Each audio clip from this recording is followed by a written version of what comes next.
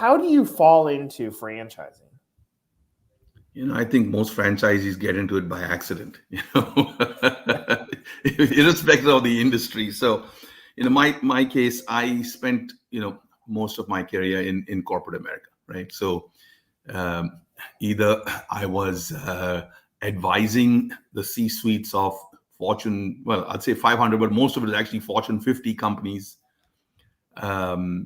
Or, I was in management roles at large companies, right? And then I had done startups within large companies. For example, while working for a client, I had come up with an idea, wrote the business plan for a client, presented to them. They said, go with it. And that eventually got spun off as a $3 billion public company, right? I was working for a consultancy. My boss and I, we left. We were backed by a large private equity fund. We were literally three. We had 3 slides, and we were 2 guys, and we went from 2 people to 425 people in 12 months. Of course, it was a long time ago during the first .com era, and I was looking to retire in my early 30s, and then everything crashed, right? But stepping in and out of corporate America, I at some point I just said, you know what, this is it. I mean, I've made a lot of other people a lot of money, but I've pioneered a lot of things in the corporate world, but it's time to do something for myself. But I didn't know what, because while I have worked with a lot of technology, I'm not a technology guy. Unlike most other Indians, I'm not a software guy. Okay, I'm a business side guy. So I was trying to figure out what to do. We just moved to Houston, and I kept getting called by Children's Lighthouse, by the VP of business development. I kept slamming the phone down on him. And the 4th time, I said to him, dude, like, isn't it time you caught a clue? And he says, listen, give me 5 minutes. I've seen your profile. And I said, where the hell do you see my profile? And it turns out one day when I was doing very little, I just filled up some form on some franchise site, right?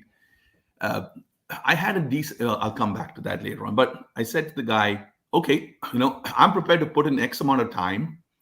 And over 5 years, if I can build, and this much money, and over 5 years, if I can build a decent revenue, or profit, and I gave him some numbers, I'd be interested. He said, sure, no problem. And he said, go ahead and talk to some of our franchisees. And I went and talked to some of the franchisees. A lot of them, had come out of very senior positions in the corporate world. One of them was a lawyer. And I said, you know what, this isn't that bad. I know nothing about the early childhood or daycare business, but I was a little nervous, so I took on business partners, and it took us about a year and a half to get our first place open. But I'll tell you, we went from 0 to cash flow break even in under 10 weeks. You never hear of that in a business. And 3 years in, we were throwing out more than double the amount of profits that we had projected would be a good case for us. And I said to myself, why am I killing myself working and I'm still working, by the way, right?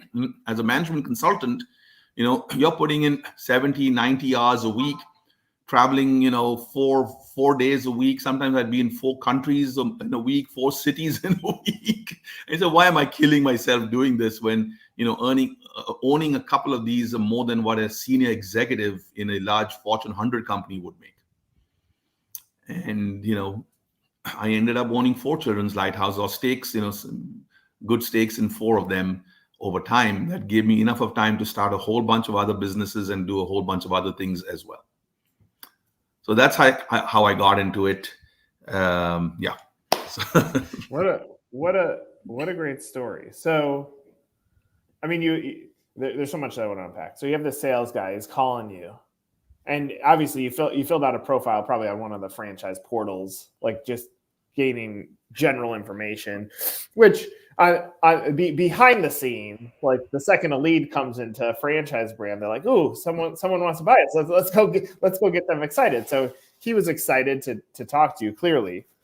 But do you have a grip on what franchising is at that point, or is it now like, okay, I got to take a step backwards and educate myself on how franchising works? No, I had a pretty good grip, mainly because I actually, having done a lot of startups, understand that franchising is a really, really good way to get into business.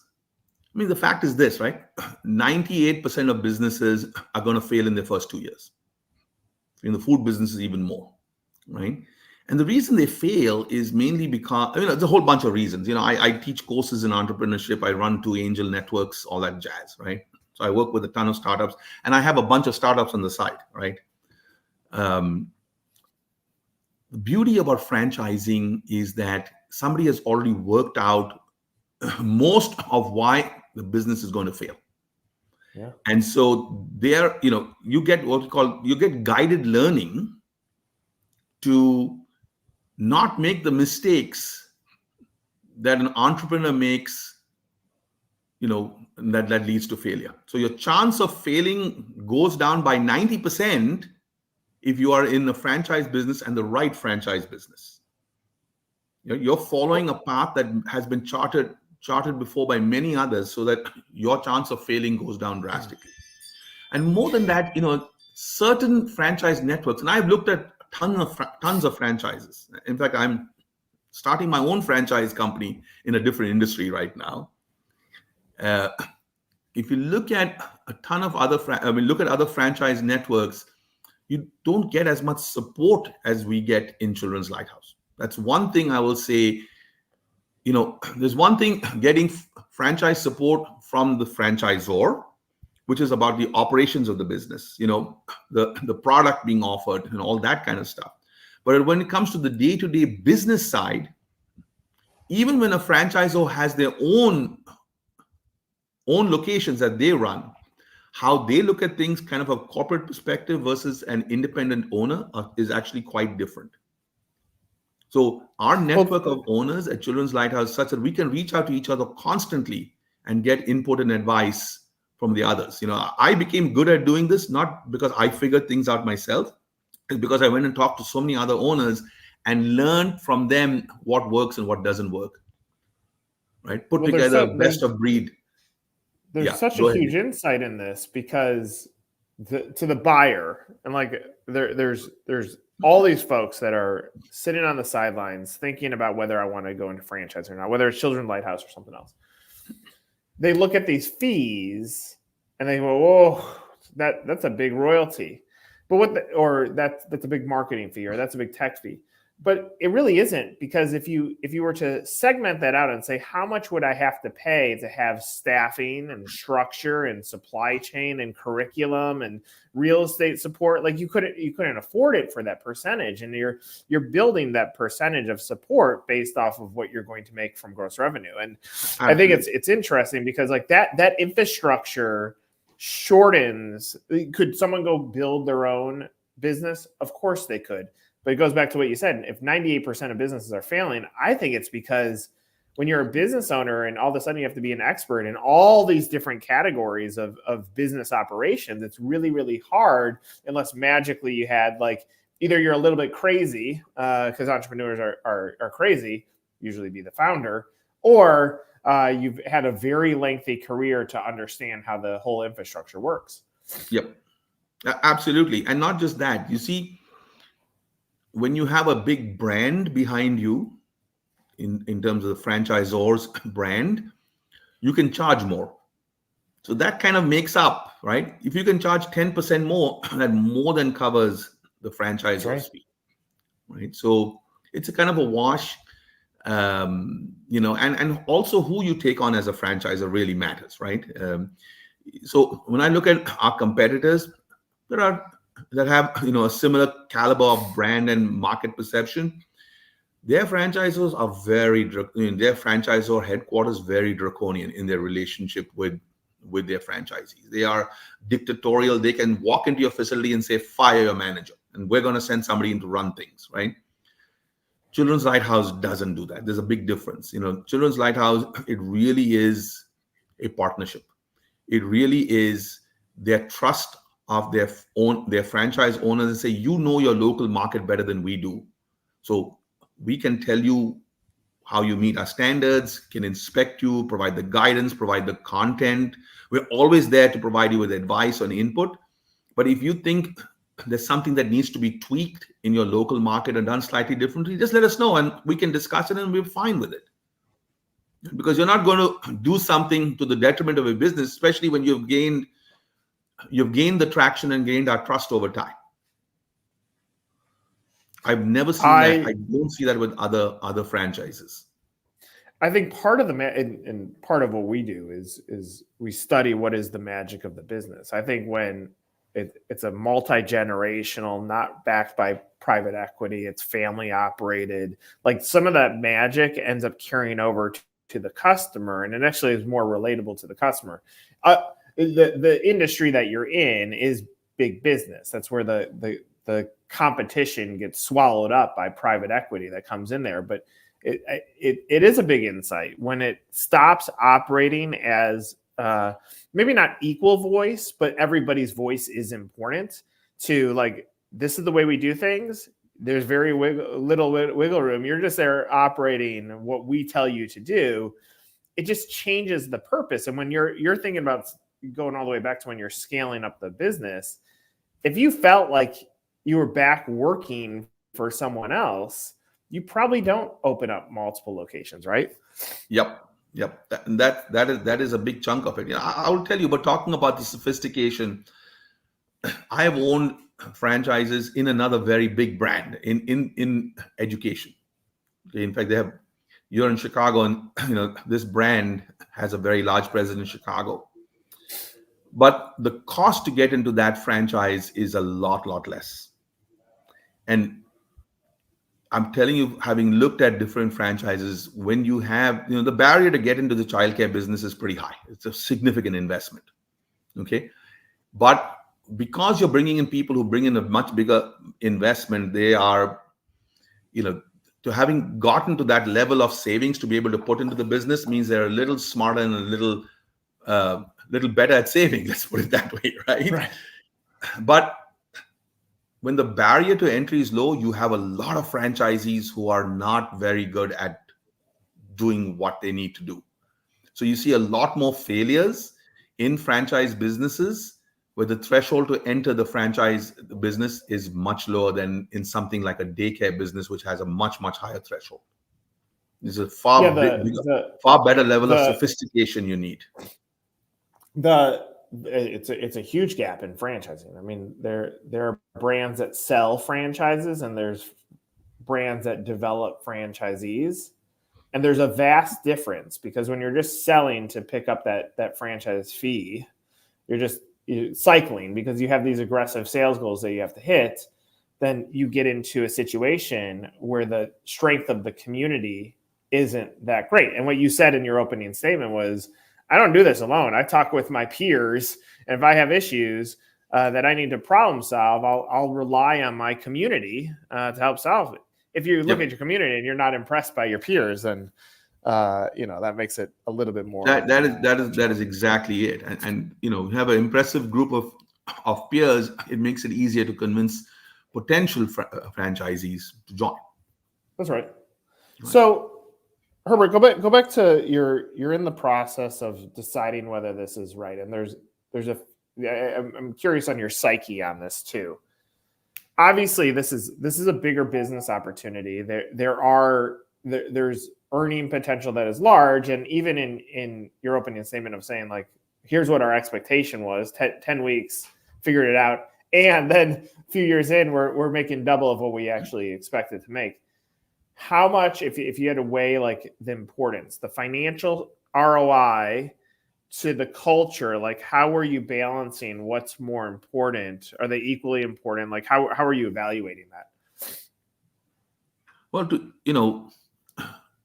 how I evaluate things today is different from when I did it the first time, right?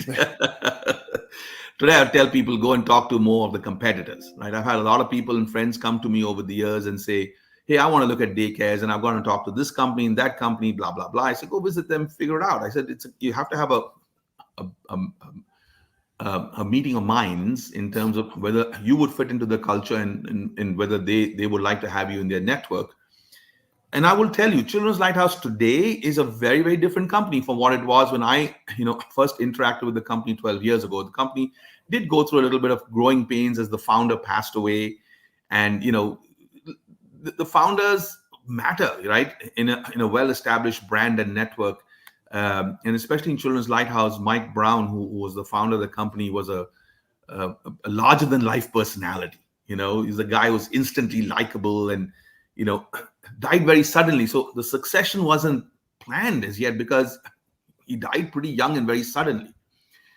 But I think over the years, as the family continued owning it, Michael Brown Jr.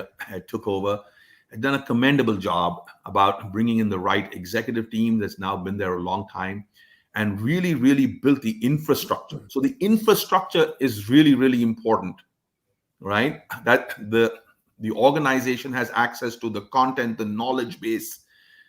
That doesn't happen overnight. That takes years and years and quality people to put together. That matters. The relationship between the headquarters and the franchisees, that matters. Is it one that's dictatorial, or is it one of a partnership? I can tell you, the most disgruntled franchisees are the one that have a draconian franchisor. Look for one where people get along. Look for one where it's a partnership. Look for one where they're there for you. An interesting thing I learned years ago is, even though the fees may sound a lot up front, a good franchisor is one where they're actually going to lose money getting you started up. Because the amount of money they have to invest in getting people to help you, get you started up, sent down to train you, all this stuff, costs them a lot of money.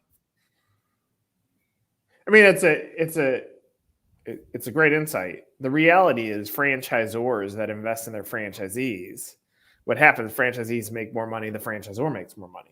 Exactly. And there's franchisors that don't invest in the franchisees. They're like, go ahead, you're on your own, go do this.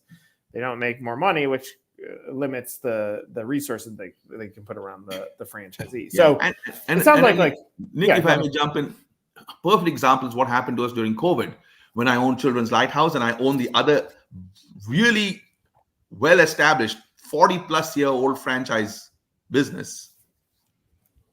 The 40-plus-year-old franchise company really didn't care if the franchises were about to go under during COVID.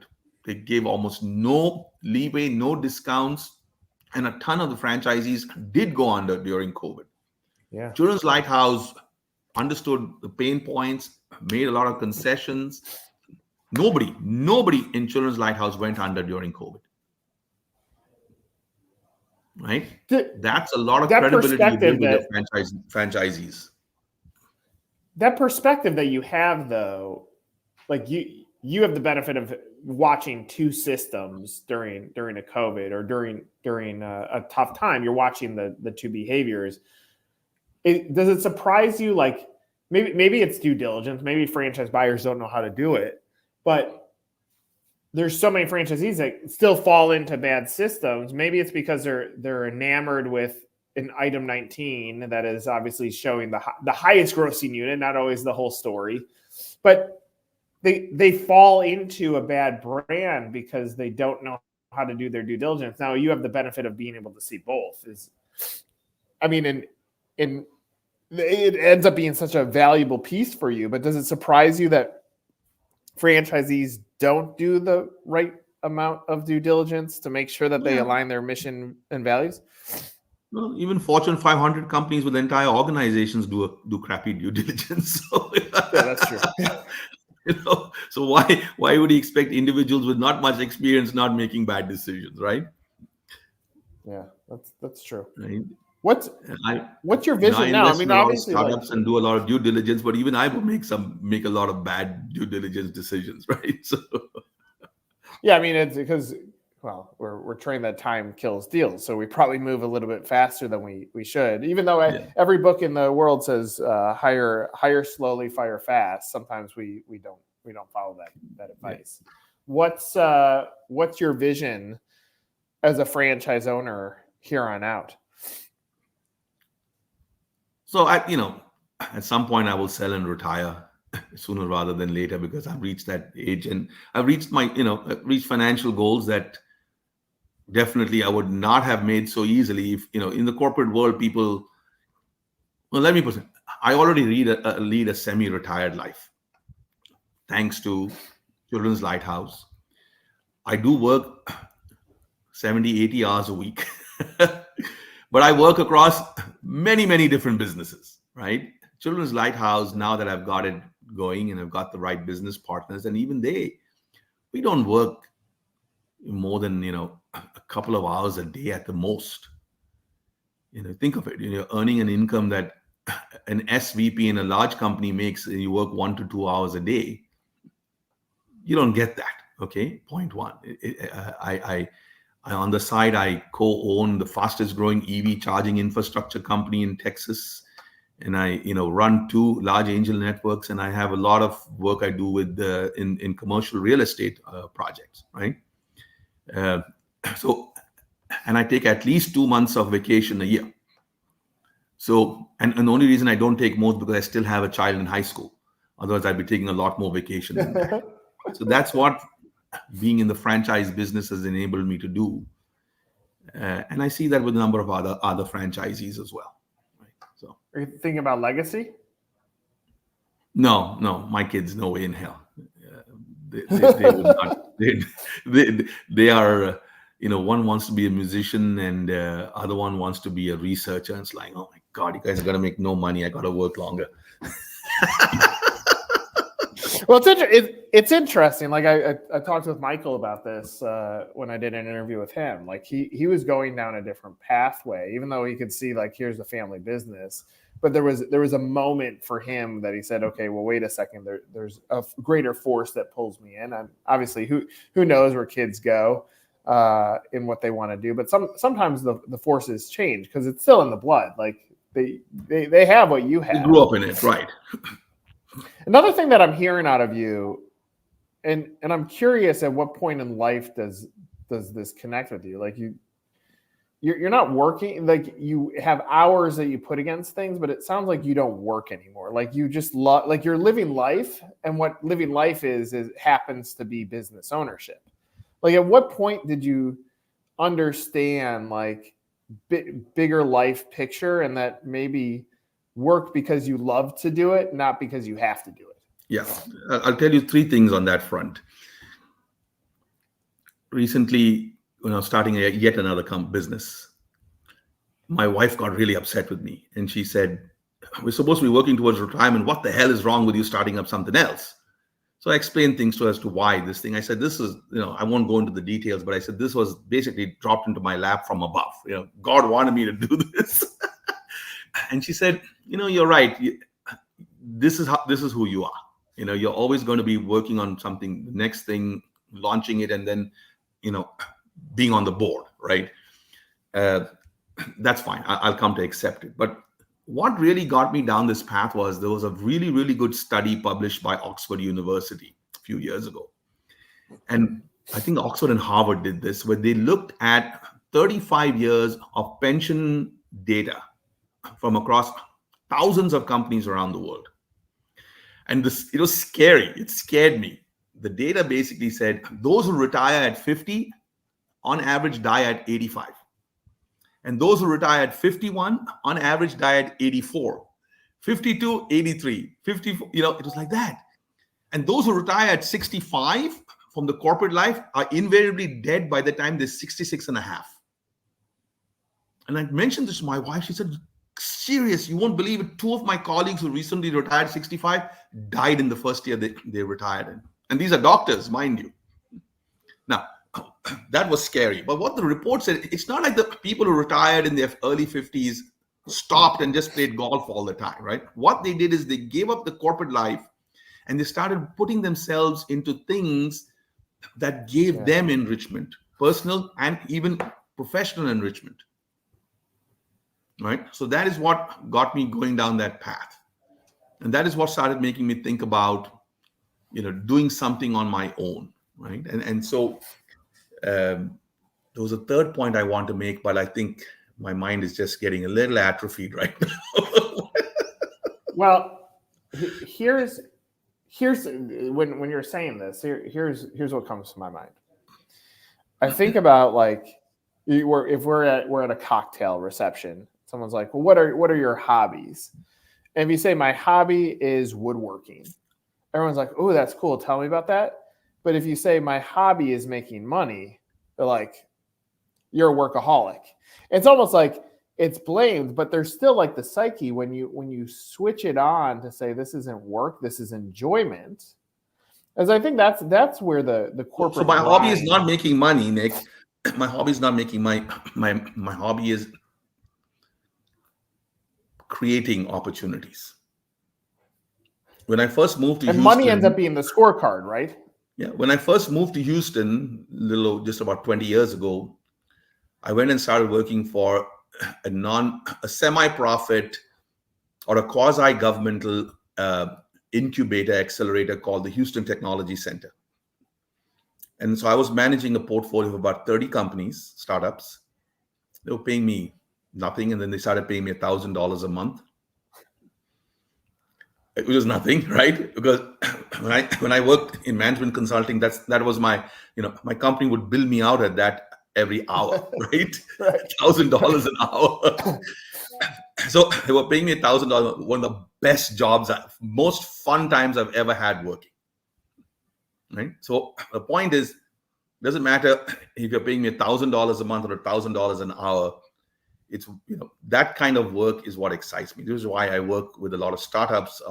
I see opportunities. I start up the business. I get the right people in, and then step back, and then become more of a board member, advisor to that.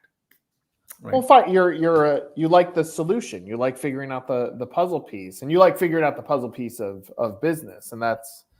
Again, like I think if I make money along the way, that's fine. But that's what keeps me excited. That's kind of my hobby, right? Mentoring startups, guiding people.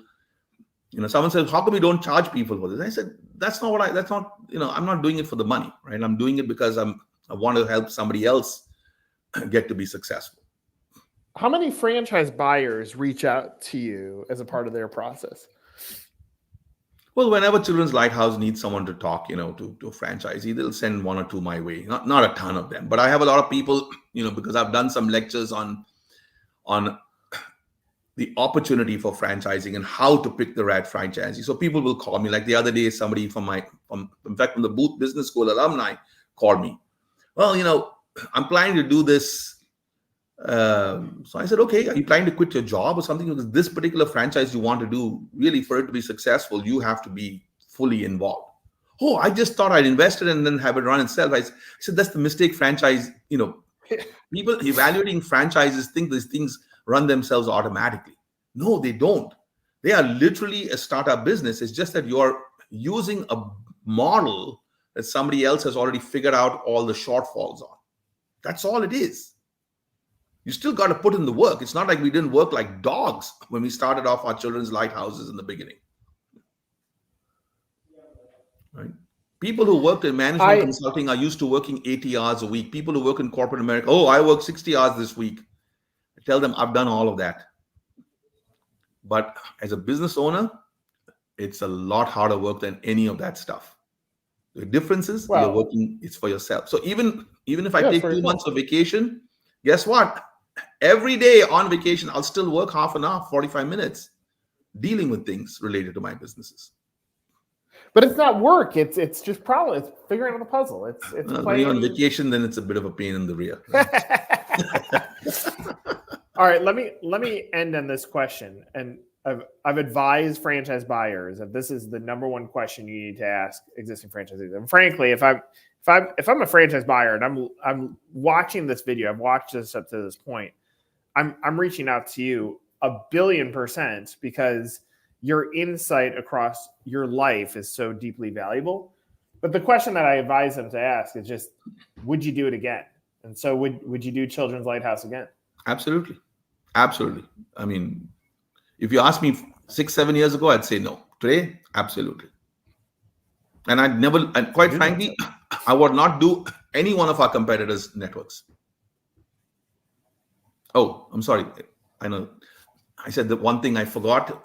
Earlier question you asked me, what changed my mindset? Once I realized at that time, Jeff Bezos was the richest man in the world, right? Once I realized, unless I'm Jeff Bezos, there's always going to be someone richer than me. So I'm not going to run other people's race. I'll make my financial goals. I'll be happy with that. Yeah. Right. Otherwise, there's always someone richer than me out there. Herbert, I could listen to you talk forever. I said when we started this conversation, I said I knew I was going to enjoy this. I love your mindset. I love your outlook. I love that you're learning insights. I'm going to think deeply about the age of retirement, leaving corporate America, and what happens next. I think that's a huge insight that we're going to have to play with. But I'm grateful that you gave me some of your time. Thank you for doing this. Yep. Thank you. Okay, Nick. For Herbert, I'm Nick. This is another episode of Meet the Z. Again.